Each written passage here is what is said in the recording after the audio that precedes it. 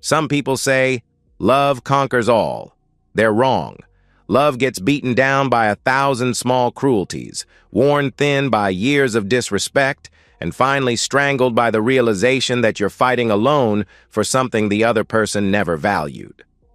My name is Jack Hayes. I'm 34 years old, and I've spent the last 6 years learning what it costs to love someone whose family thinks you're beneath them. I'm an industrial electrician.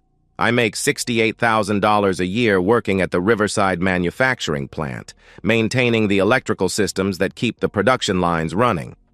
It's honest work. Work that requires skill, attention to detail, and the kind of reliability that keeps people's lights on and machines humming.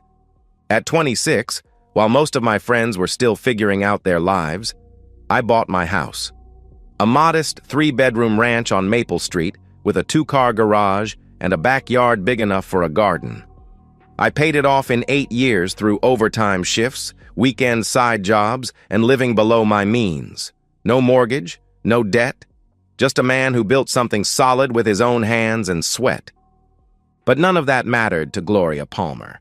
To her, I was just the electrician who married her daughter. I met Vanessa 8 years ago at a 4th of July barbecue thrown by my buddy Mike from work. She was 26, managing a clothing store at the mall, with laugh lines around her green eyes and auburn hair that caught the sunlight. I was 26, still an apprentice electrician with calloused hands and work boots that had seen better days. She was sitting on Mike's back porch, nursing a beer and watching the kids run around with sparklers. I walked over, introduced myself, and we talked until the fireworks started. She didn't flinch when I told her what I did for a living. "That's cool," she said, and I could tell she meant it. "You actually fix things, build things. That's more than most people can say." Our courtship was genuine, real. Vanessa loved that I didn't pretend to be something I wasn't. She'd drive over after her shifts at the store, and we'd sit on my couch eating takeout and watching old movies. She said I was authentic, her word. For 2 years, it was just us, simple, honest, good. Then I met Gloria. "So you're an electrician," she said the first time Vanessa brought me to Sunday dinner. The way she pronounced it made it sound like a disease. Her eyes traveled from my collared shirt, my best one, to my work boots, which I'd scrubbed clean but couldn't make look new. "Yes, ma'am. Industrial electrician at Riverside Manufacturing," I replied. "I see." She turned back to Vanessa. "And how long have you two been seeing each other?" That dinner set the pattern for everything that followed. Gloria's tight smiles in wedding photos, her pointed comments about practical careers versus professional advancement, the way she'd steer dinner conversation toward Vanessa's brother Jason, the financial analyst, and his wife Kelly, the registered nurse. "Jason just got another promotion," she'd announce, looking directly at me. "Regional manager now. Kelly's working toward her nurse practitioner license. They're really building something together." The implication was always clear. Unlike you and my daughter. For the first 3 years of our marriage, I endured those family dinners. I sat at Gloria's table, ate her pot roast, and let her snide comments roll off my back because I thought it would get better. Because I loved Vanessa enough to believe that time would change things. It didn't. After 3 years of Gloria's passive-aggressive warfare, I stopped going to family events. Vanessa would drive to her parents' house alone while I stayed home, feeling both relieved and abandoned. She'd return with updates I didn't ask for and apologies I didn't want to hear. "She doesn't mean anything by it, Jack. That's just how she is," she would say. But I knew exactly what Gloria meant. Every word was calculated, designed to make me feel small, to remind me that in her eyes, her daughter had married down. 2 years into our marriage, Vanessa quit her job at the store. "I want to focus on our home," she explained. I supported her completely, financially and emotionally. I made enough for both of us, and seeing her happy mattered more than the extra income. But to Gloria, this was fresh ammunition. "She's financially dependent on a blue-collar worker," I overheard her tell her sister Diane during one Christmas gathering. It breaks my heart. Financial dependent, as if taking care of your wife was something shameful. By year 4, the pattern was cemented. Vanessa would visit her family solo. I'd work overtime, fix things around the house, and wait for her to come home with tension in her shoulders and guilt in her voice. The cycle repeated for 2 more years, until last month, when Vanessa approached me about Thanksgiving with hope in her eyes and desperation in her voice. My mom's changed, Jack. I know how that sounds, but she has. She wants to bury the hatchet. She specifically asked me to invite you, she said. I looked at my wife, really looked at her. At 34, Vanessa was still beautiful, but 6 years of navigating between her husband and her mother had worn lines around her eyes. She wanted this to work, needed it to work. One more chance, I said. But this is it, Vanessa. If she starts her usual routine, I'm done. She won't, Vanessa promised. She's ready to move forward. I should have trusted my gut, because the moment I walked through that door, I knew. Gloria hadn't changed at all. She'd just been sharpening her knives. Thanksgiving morning arrived gray and cold as I pulled my truck into the Palmer driveway. Their house stood before us like a monument to suburban success. 2 stories of brick and vinyl siding, professional landscaping, and a 3-car garage. Vanessa had been quiet during the 20-minute drive, occasionally reaching over to adjust my collar. Nervous grooming. She wanted this to go well so badly I could feel it radiating off her. "Remember what we talked about," she said as I killed the engine. "Clean slate. Fresh start."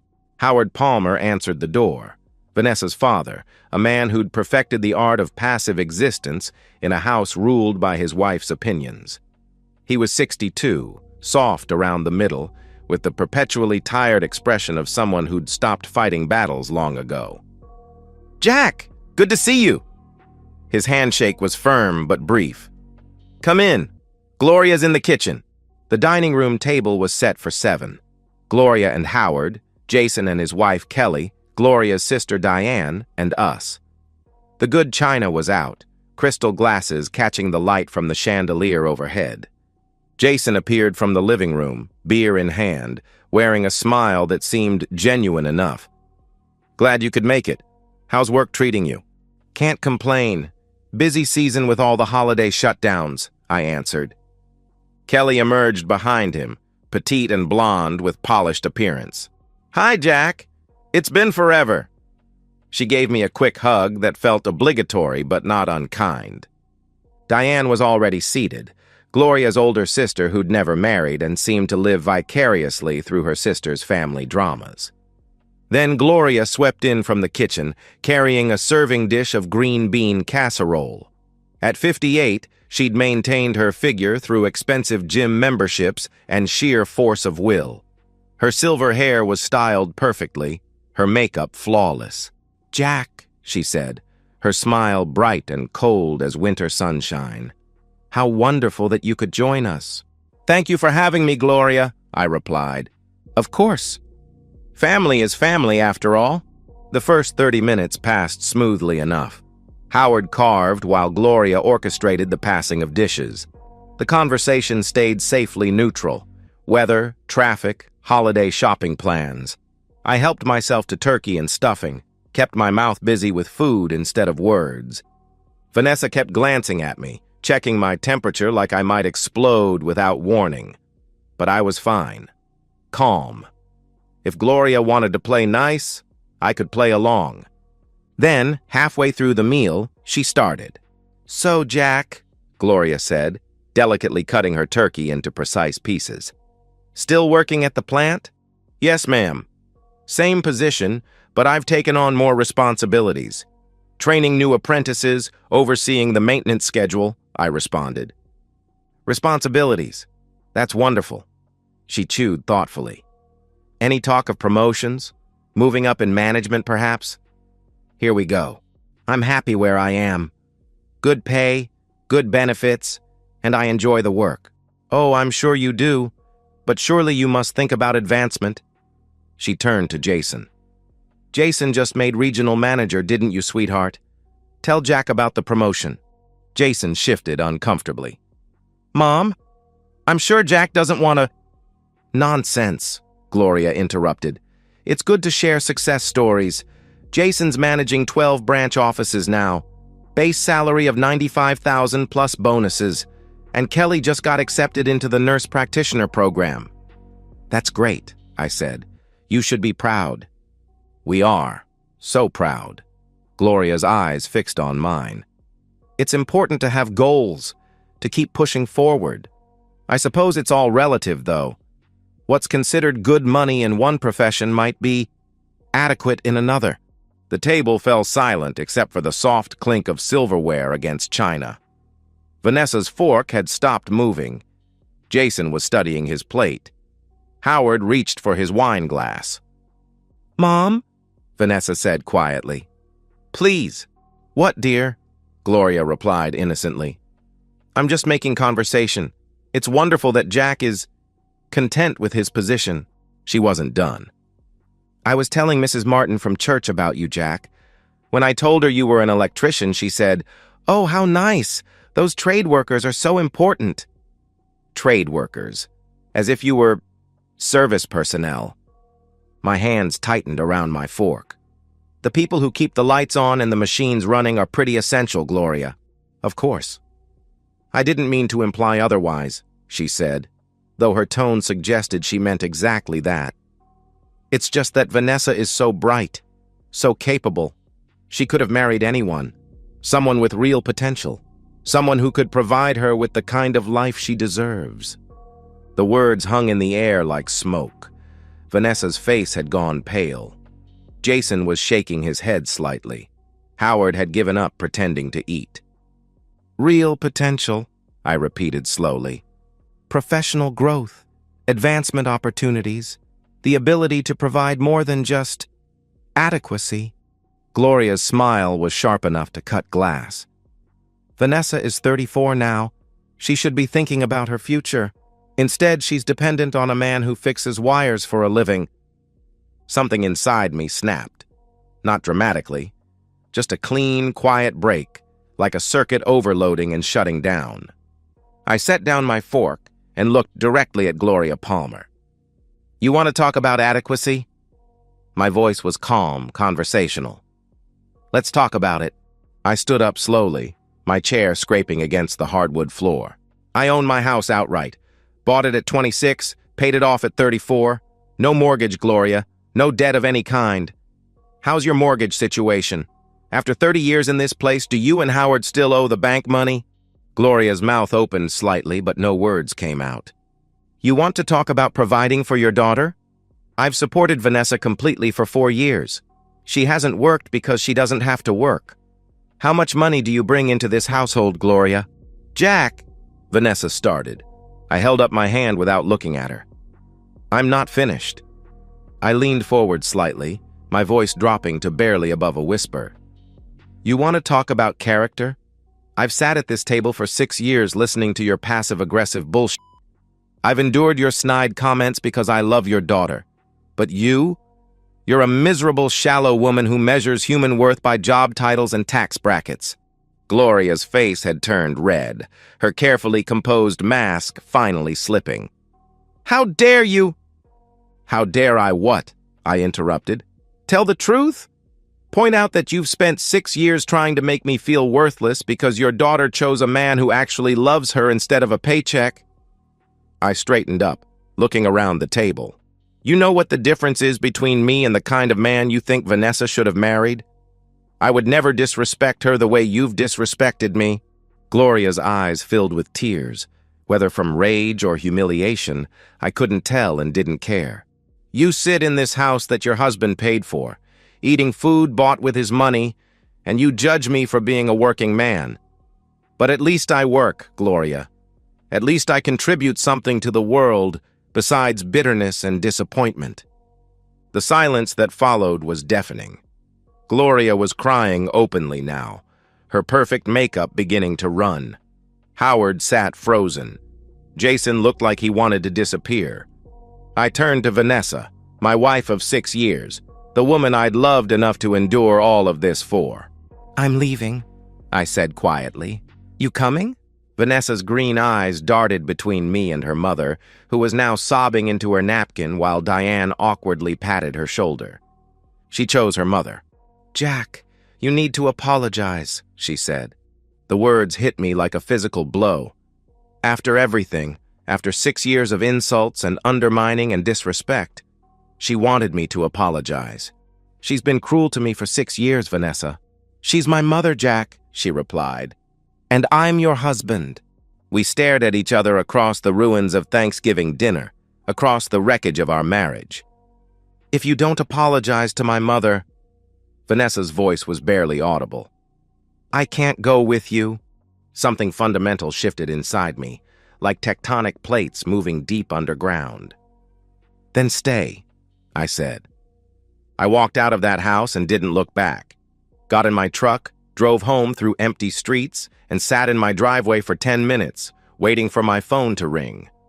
The phone never rang. I spent Thanksgiving night on my couch, staring at my phone and waiting for a call that never came. The house felt different, bigger somehow, like Vanessa's absence had created physical space where warmth used to be. By midnight, I'd convinced myself she'd walk through the door. She'd realize what had happened, stand up to her mother for the first time in her life, and come home to me. We'd talk it through. Maybe finally have the conversation we should have had years ago. Dawn broke gray and cold, and I was alone. Friday passed in a haze of disbelief. I kept expecting her to appear, to act like the last 24 hours had been some kind of nightmare. I cleaned the house, vacuumed the living room, did the dishes, made the bed we'd shared for 6 years. At 2 in the afternoon, my phone buzzed with a text message. "Staying at my parents' for a few days. Need time to think. Need time to think." Not, "I'm sorry you were disrespected." Not, "I should have defended you." Need time to think. I called her immediately. "Vanessa, what the hell? Come home. Let's talk about this." Her voice was cold, distant, like she was talking to a stranger. "Not until you apologize to my mother." "I will not apologize for defending myself," I said. "Then we have nothing to talk about," she replied. The line went dead.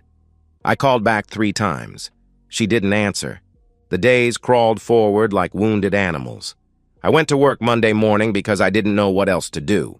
Work became my refuge. Physical tasks that required focus, problems with solutions, systems that made sense. Then I'd drive home to an empty house, and the weight of silence would settle on me again. Tuesday evening, I tried calling once more. "Vanessa, this is insane. Your mother was completely out of line, and you know it. You humiliated her in her own home," she replied. "She humiliated me for 6 years," I shot back. "She's family, Jack," she said. "So am I. Or I'm supposed to be." Another hang-up. Another night of replaying every moment of our relationship, looking for signs I'd missed. Had Vanessa always been this conflict-averse? Had she always chosen the path of least resistance over doing what was right? The answer was yes, and I'd been too in love to see it clearly. By the end of the first week, a pattern had emerged. Vanessa would text occasionally, brief, cold updates about staying with her parents, needing space, waiting for me to do the right thing. I'd call and she'd either ignore me or deliver the same ultimatum. Apologize or we have nothing to discuss. I began to understand that she genuinely believed I was wrong, that standing up for myself was somehow a betrayal of our marriage. In her mind, I should have continued to take Gloria's abuse indefinitely because that was easier than confronting her mother. The second week was worse than the first. I'd adjusted to her physical absence, but the emotional abandonment cut deeper each day. I'd catch myself setting 2 coffee cups in the morning, buying groceries for 2 people. But she wasn't coming home. Not unless I crawled back to Gloria Palmer and begged forgiveness for the crime of self-respect. I started replaying our entire marriage, looking at it through this new lens.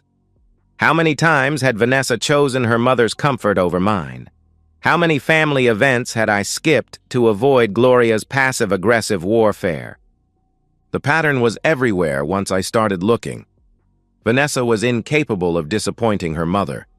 She'd rather sacrifice her husband's dignity, her marriage's foundation, our entire future together, than have one difficult conversation with Gloria Palmer. 3 weeks after Thanksgiving, I bought a book called Emotional Manipulation in Relationships. I read it cover to cover in one sitting, recognizing patterns I'd lived with for years. The subtle gaslighting, the guilt trips. Vanessa wasn't evil, she wasn't calculating, but she was weak. And her weakness had slowly eroded every boundary I'd tried to establish. I thought about couples therapy. Maybe if we had a neutral third party, we could work through this. But even as I considered it, I knew the truth. Nothing would change. Vanessa would sit in therapy and nod at the right moments. But the next time Gloria expressed disapproval, my wife would fold like origami. 4 weeks after Thanksgiving, I was sitting in my truck outside the plant after my shift ended, staring at another text from Vanessa. "My mom is really hurt, Jack. She just wants an apology. Is your pride really worth our marriage?" I read those words 3 times before something crystallized in my mind. She'd gotten it exactly backwards. Her mother's pride was what had started this, and Vanessa's unwillingness to demand that apology was what was ending it. I drove to the office of attorney Patricia Cole that afternoon. Patricia was in her 50s, with steel gray hair and the kind of direct gaze that suggested she'd seen every variation of human stupidity the legal system had to offer. "Tell me what's going on," she said. I explained the whole situation. 6 years of disrespect, a wife who wouldn't defend me, a month-long abandonment because I finally stood up for myself. Patricia listened without interruption. When I finished, she was quiet for a long moment. "How long has she been gone?" she asked. 4 weeks. "Any communication about coming home?" "Only demands that I apologize to her mother." Patricia nodded slowly. "In Virginia, abandonment is grounds for divorce, but more importantly, you need to ask yourself if this marriage is worth saving. From what you've described, the fundamental problem isn't going to change." I sat in that office chair and felt something settle in my chest. Clarity, resolution, peace, maybe. "I want to file for divorce," I said. "The house?" she asked. "Mine before marriage." "Savings?" "Joint account. About 80,000. "This should be straightforward," she explained. "She'll get half the marital assets, the savings, but the house is yours. I'm sure." 1 week later, the papers were ready. I sent them to the Palmer house via certified mail, and then I waited for the explosion. The explosion came 48 hours later. I was replacing a faulty transformer when my phone started buzzing. The first call came at 2:17 p.m. on a Tuesday afternoon. Vanessa's name lit up my screen, but I let it go to voicemail. Then it rang again, and again. By the 4th call, Pete noticed my distraction. "Answer the damn phone, Hayes." I stepped outside into the December cold and called her back. "Jack, what the hell is this?" Vanessa's voice was shrill, panicked, nothing like the cold distance of the past month.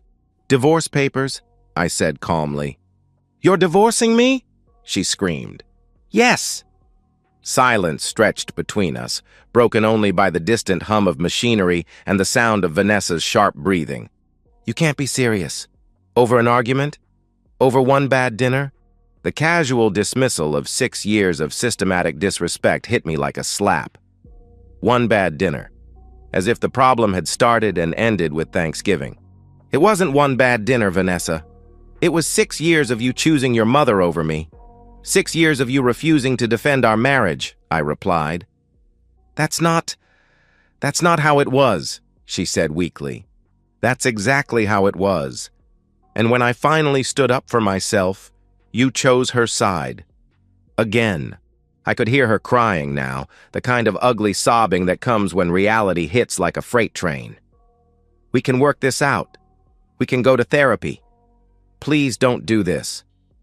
I tried to work it out for 6 years. I tried to be patient, understanding, forgiving. It didn't get better. "It won't," I said. "Jack, please." "The terms are simple," I interrupted. "You get half the savings, $40,000. That's it. The house is mine. I bought it before we met. This is insane. You can't just throw away our marriage because you're mad at my mother, she said. Mad at her mother. Even now, she couldn't see it. Couldn't understand that this was about her, about us, about the fundamental breakdown of partnership and respect. Sign the papers, Vanessa. It's the best deal you're going to get, I said. I hung up and immediately blocked her number, not out of anger, but out of necessity. This conversation would repeat endlessly if I let it. 10 minutes later, my phone rang again. Unknown number. Hello? You think you can just throw away my daughter? Gloria's voice was venomous, all pretense of politeness finally abandoned.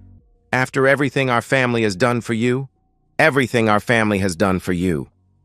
The delusion was so complete, so breathtaking in its scope, that I almost laughed. Your family has done nothing for me except make me feel unwelcome for 6 years, I said.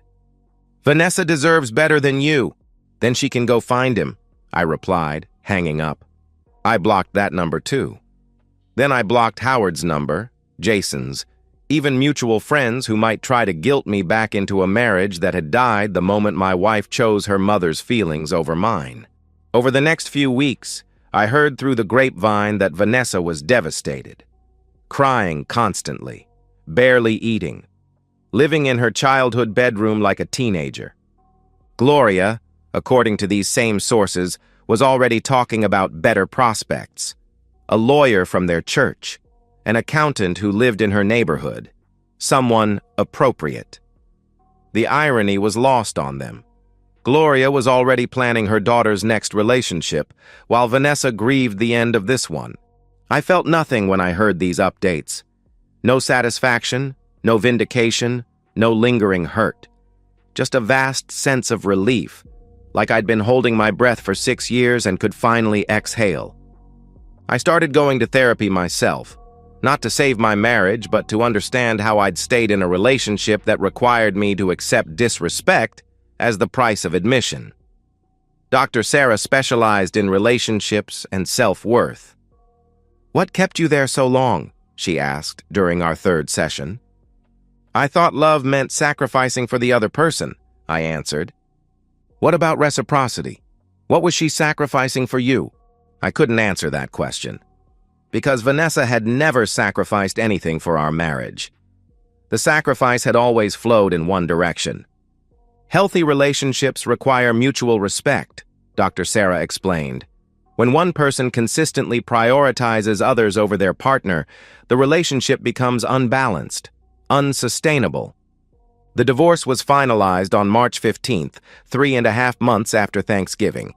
I signed the papers in Patricia Cole's office, transferred Vanessa's share of the savings to her personal account, and walked out into the spring sunshine a free man. That evening, I sat on my back porch with a beer and felt something I hadn't experienced in years. Peace. My phone had stopped ringing weeks earlier. The drama had ended, the chaos had settled, and what remained was simple, quiet, good. I owned my house. I enjoyed my work. I had friends who respected me. The papers were signed. The marriage was over. And for the first time in 6 years, I could breathe. 6 months after the divorce was finalized, I turned 35 in my own house, surrounded by friends who'd never questioned my worth or made me feel like I needed to apologize for who I was. The transformation hadn't been dramatic. There was no sudden enlightenment, no moment of triumphant revelation.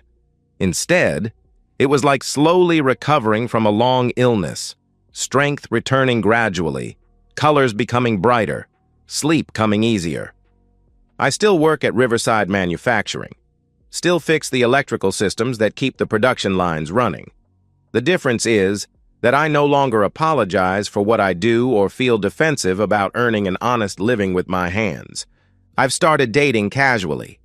Nothing serious yet, but I'm open to it in ways I couldn't be while married to someone who required me to shrink myself to fit into her family's narrow vision. I bought new furniture for the house, painted the guest room, and adopted a dog, a German shepherd named Hank. My parents are proud of me. My father, a retired plumber, told me, "You stood up for yourself, son. That's all a man can do. I hear occasional updates about Vanessa through mutual acquaintances. She's still living with her parents at 35. Gloria has introduced her to several suitable men, professionals with the right credentials, but none have worked out. Vanessa seems lost, adrift.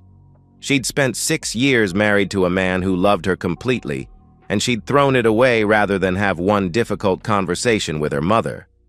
I don't gloat about her situation. I don't feel vindicated.